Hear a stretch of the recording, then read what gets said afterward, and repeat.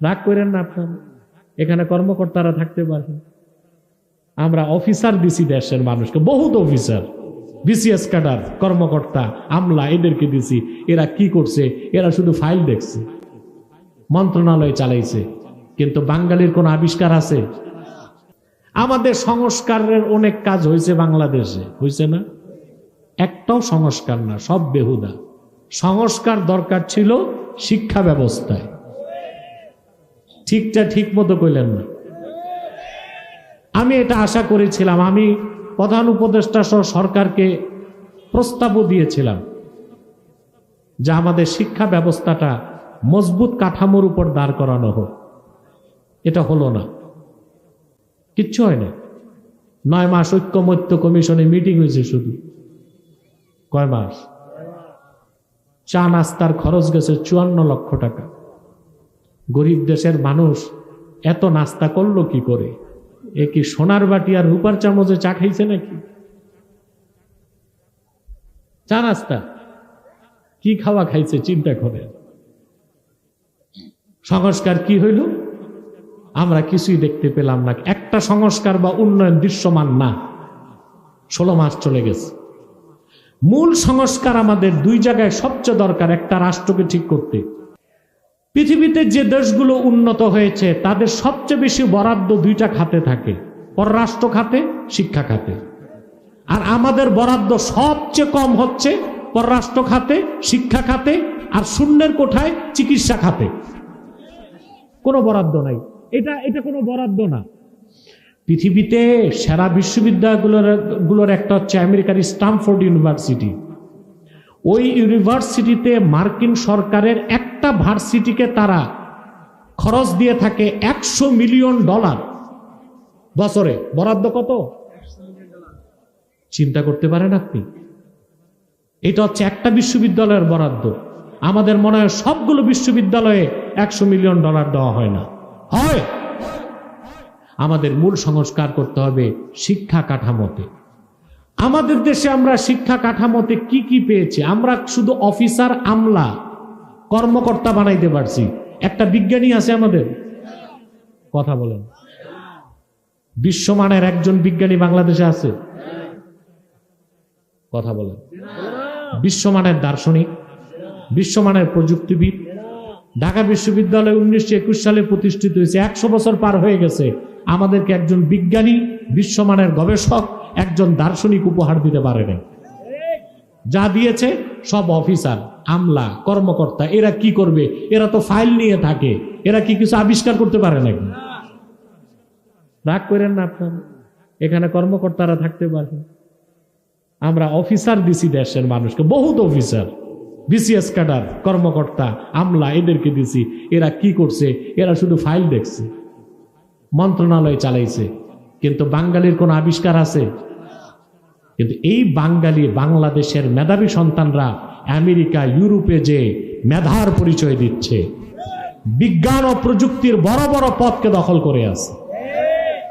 সূরা তাওবা থেকে 119 নম্বর আয়াত আমি তেলাওয়াত করেছি। এই আয়াতটিকে কেন্দ্র করে কিছু কথা আপনাদেরকে শোনাচ্ছি। ভূমিকাতে একটি কথাই বলবো, যারা এসেছেন এখানে, আসার পেছনে পার্থিব, জাগতিক, আর্থিক, রাজনৈতিক কোনো স্বার্থ আছে? জোরে বলেন। আমরা এসেছি আল্লাহ তার হাবিব সাল্লাল্লাহু আলাইহি ওয়াসাল্লামের রেজামন্দি হাসিল করার জন্য, ঠিক না ভাই? সেজন্য আমাদের জীবনের সগীরা গুনাহগুলোকে আল্লাহ মাফ করে দিয়েছেন। এতে আমরা খুশি না বেজার?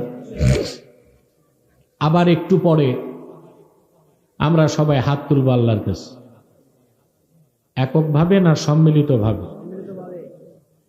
একক দোয়া কবুল হতেও পারে, নাও হতে পারে, কিন্তু উম্মতে মুহাম্মাদি দলবদ্ধভাবে দোয়া করলে আল্লাহর ফেরত দেন না, সাথে সাথে কবুল করে নেন। মুআজ্জাম তাবারানির হাদিস, রাসূলুল্লাহ সাল্লাল্লাহু আলাইহি ওয়াসাল্লাম ইরশাদ করেছেন, মা রাফা কওমুন আকুফাহুম ইলাল্লাহি তাআলা ইয়াসআলুনাহু শাইআন ইল্লা কানা হাক্কান আলাল্লাহি আন ইয়াদা ফি আইদিহিম আল্লাযী সালুহু। রাসূলুল্লাহ সাল্লাল্লাহু আলাইহি ওয়াসাল্লাম ইরশাদ করেছেন, আমার উম্মতের কোন দল যদি আল্লাহর কাছে হাত পেতে দেয়, কিছু চায়, আল্লাহর উপর হক হয়ে যায়, সে হাতগুলোতে তারা যা চায় তা দিয়ে দেওয়া।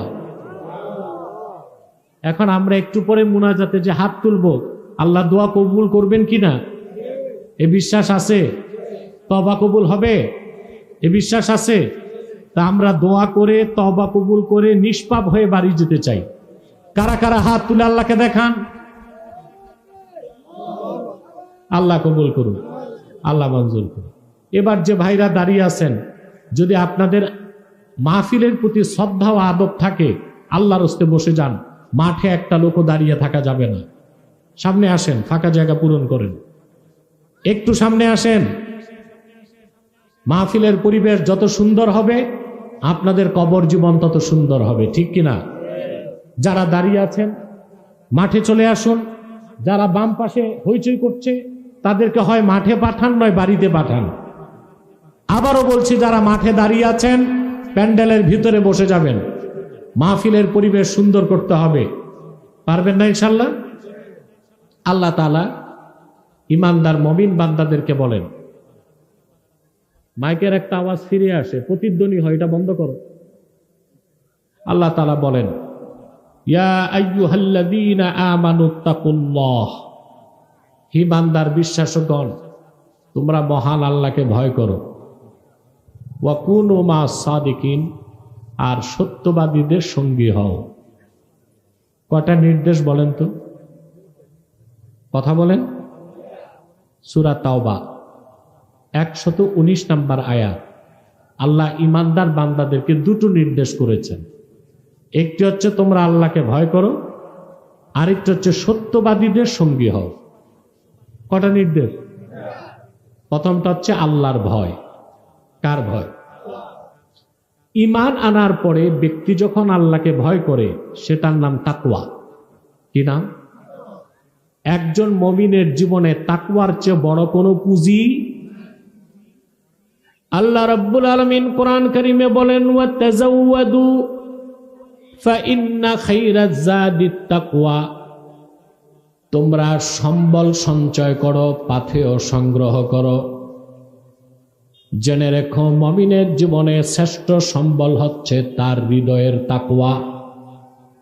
সুবহানাল্লাহ বলেন। তাকওয়া হচ্ছে সম্বল, সম্পদ না। সম্পদ আর সম্বলে পার্থক্য আছে, এটা বুঝেন? আপনার বাড়িতে 10 ভরি স্বর্ণ আছে, 1 কোটি টাকা আছে, এটা সম্পদ। এটা কি? কিন্তু আপনি সফরে বের হলেন, সঙ্গে যে পাথেয়, ওইটা কি? সম্বল। সফরে কোনটা দরকার, সম্পদ না সম্বল? এই জন্য আল্লাহ বলেছেন, ওয়া তাযাওয়াদু ফাইন্না খায়রাজ যাদিত তাকওয়া, তোমরা পাথেয় প্রস্তুত করো। মুমিনের জীবনের শ্রেষ্ঠ পাথেয় তাকওয়া। বলেন সুবহানাল্লাহ। এই তাকওয়া মানুষকে পৃথিবীর সমস্ত কল্যাণ এনে দিবে আর পরকালে নাজাত দিবে। এই তাকওয়ার মাধ্যমে একজন ব্যক্তি চরিত্রবান, মর্যাদাবান, সফল মুসলমান হতে পারে। সুবহানাল্লাহি বিহামদিহি। পৃথিবীর প্রতিটি মানুষ কয়েকটা জিনিস চায়, 4টা জিনিস চায়। কয়টা জিনিস? এই জন্যই মানুষ সংসার করে, ব্যবসা করে, চাকরি করে, রাজনীতি করে। 4টা শক্তি চায়। কয়টা শক্তি? প্রথম হচ্ছে মানি, টাকা। দ্বিতীয় হচ্ছে মাসাল, পেশি শক্তি। তৃতীয় হচ্ছে মিডিয়া, প্রচার। চতুর্থটা হচ্ছে ম্যান্ডেট, সমর্থন। এই 4টা যার সবচেয়ে বেশি থাকে, তাকে পৃথিবীতে বলা হয়, সেই দেশটা সুপার পাওয়ার। কি বলা হয়? মানি, মাসাল, ম্যান্ডেট, মিডিয়া। তো দেখা গিয়েছে পৃথিবীতে, ফারুক তুমি যাও তো, এই হইচইটা বন্ধ করো তো বাম পাশে, খুব বিশৃঙ্খল এরা।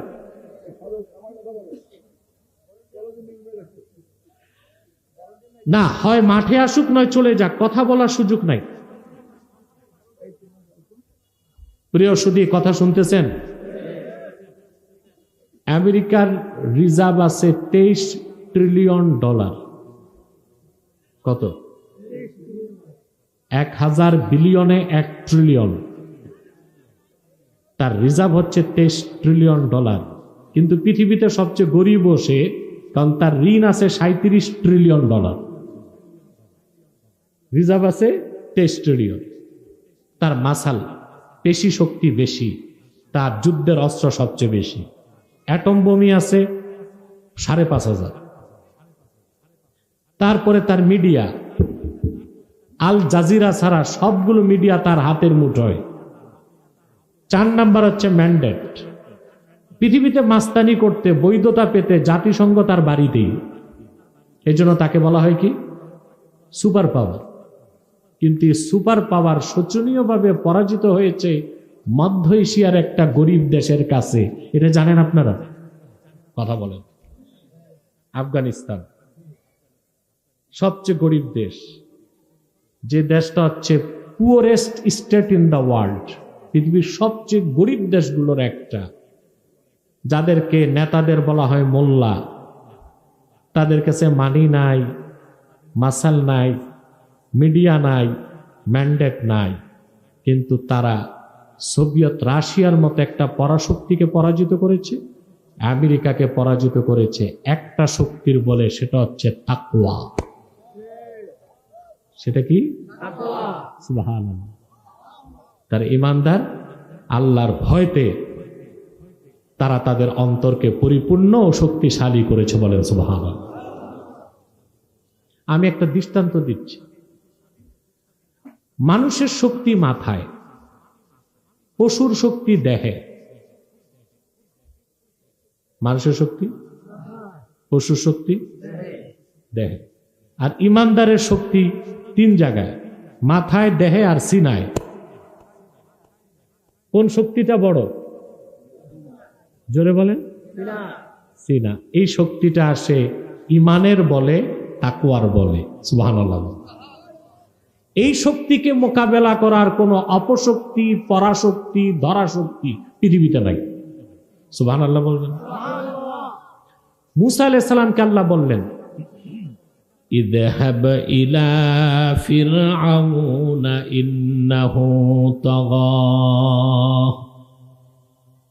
মুসা, তুমি ফেরাউনের কাছে যাও, সে সীমা লঙ্ঘন করেছে। কি করছে? মুসা আলাইহিস সালাম চিন্তা করলেন, ফেরাউনের প্রচন্ড শক্তি, তার যে টেরিটরি, ভূখণ্ড ছিল ফেরাউনের 9.5 লক্ষ বর্গ কিলোমিটার, তার নিয়মিত সৈন্য ছিল 80,000। কত? তার উপদেষ্টা পরিষদ ছিল। এখন আছে না উপদেষ্টা পরিষদ? কথা বলেন। ফেরাউনের ওজুর। তার পলিটিক্যাল অ্যাডভাইজার, রাজনৈতিক উপদেষ্টা ছিল হামান। তার ফাইন্যান্সিয়াল অ্যাডভাইজার, অর্থ উপদেষ্টা ছিল কারুন। তার সব ছিল, মানি, মাসেল, ম্যান্ডেট, সবকিছু ছিল তার। শুধু মিডিয়াটা ছিল না, ওই যুগে তো মিডিয়া ছিল না। এই প্রবল শক্তির বিরুদ্ধে যখন মুসা আলাইহিস সালাম লড়াই করতে যাবেন, তিনি আল্লাহর কাছে শক্তি চাইলেন সিনায়। কোথায় চাইলেন? তিনি ডাক দিয়ে বললেন, ক্বালা রাব্বি ইশরাহ লি সাদরি ওয়া ইয়াসসির লি আমরি ওয়াহলুল উকদাতাম মিন লিসানি ইয়াফকাহু কওলি। আয় আমার রব, তুমি আমার বক্ষটাকে উন্মুক্ত করে দাও, আমার কাজ আমার জন্য সহজ করে দাও, আর আমার মুখে যে জড়তা আছে সেটাকে তুমি দূর করে দাও, যেন আমার বক্তব্য তারা বুঝতে পারে। সুবহানাল্লাহ। ঘটনা দীর্ঘ করা আমার উদ্দেশ্য না, বিষয়টা বুঝাচ্ছি। আল্লাহ মুসা নবীকে শক্তি দিয়েছেন কিনা? কোথায়? বিজয়ী হলো কে? মুসা না ফেরাউন? মুসা আলাইহিস সালাম। কোন শক্তি বলে? রাসূলুল্লাহ সাল্লাল্লাহু আলাইহি ওয়াসাল্লামের প্রত্যেক উম্মতকে আল্লাহ তাআলা এই স্পিরিচুয়াল পাওয়ার, আধ্যাত্মিক শক্তি দেন যদি সে ঈমানদার হয় আর তার অন্তরে তাকওয়াকে লালন করতে পারে। বলেন সুবহানাল্লাহ। এই শক্তি পেলে আর কিছু লাগবে? এটা তো হচ্ছে পরাশক্তির দৃষ্টিকোণ থেকে, ঠিক না? এবার আসেন, ব্যক্তি জীবনে প্রতিটা মানুষ চারটা জিনিস চায়। কটা জিনিস? ইজ্জত, রাহমাত, নুসরাত, দৌলত। কটা জিনিস? প্রত্যেকটা মানুষ সম্মান চায়। কি চায়? এই সম্মান পাবার জন্য মানুষ টাকা কামাই করে, রাজনীতি করে, সমাজ সেবা করে, সম্মানটা চায়। কি চায়? কিন্তু আল্লাহ বলে দিয়েছেন প্রকৃত টেকসই সম্মান হচ্ছে তাকওয়ার পথে। ইয়া আইয়ুহান নাসু ইন্না খালাকনাকুম মিন যাকারিন ওয়া উনসা ওয়া জাআলনাকুম শুউবান ওয়া ক্বাবাইলা লিতাআরাফু ইন্না আকরামাকুম ইনদাল্লাহি আতকাকুম। আল্লাহ রাব্বুল আলামিন বলেন, হে মানব জাতি, আমি তোমাদেরকে সৃষ্টি করেছি একজন নর থেকে, আরেকজন নারী থেকে। অতঃপর তোমাদেরকে আমি বিভিন্ন গোত্র এবং সম্প্রদায় বিন্যস্ত করেছি। তোমাদের মধ্যে তার মর্যাদা বেশি, আল্লাহর কাছে তার দাম বেশি, যার অন্তরে তাকওয়া বেশি।